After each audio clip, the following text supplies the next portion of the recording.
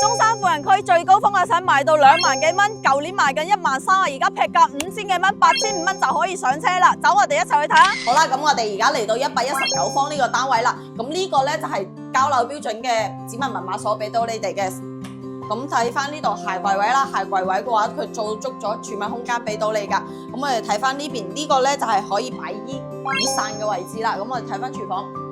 廚房咧做咗一個 L 型嘅廚房俾到你嘅，咁呢邊咧都預留咗雙開門冰箱位啦。咁呢度咧就係方太3件套都係做到俾你哋，再加埋呢啲收納空間都係俾到你嘅，而且佢呢個係明廚嚟噶。咁我哋睇翻呢邊啦，客廳同埋飯廳咧係為一體嘅。咁我哋先睇下呢個生活露台先啦。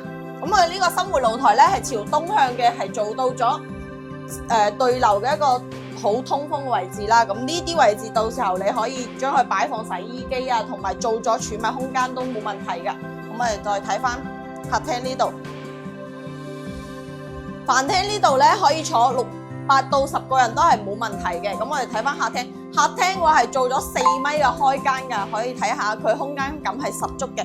睇翻露台呢邊啦，咁呢個露台嘅話，坐喺呢度，平時飲下茶、睇下出邊嘅園林景觀都係好舒服㗎。咁我哋再睇翻呢度，呢度嘅露台咧可以連接翻客房呢邊嘅。咁客房呢度嘅話可以擺張6尺床都冇問題㗎。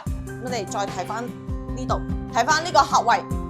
呢個客位咧都係帶咗窗同埋做咗乾濕分離嘅。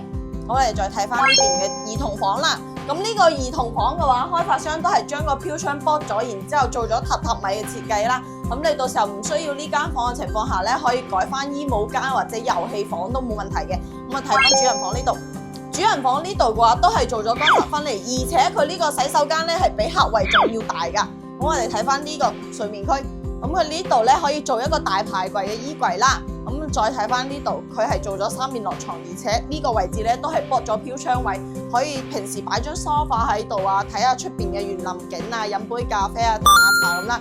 如果你哋都睇啱呢個單位嘅話，快啲私信我。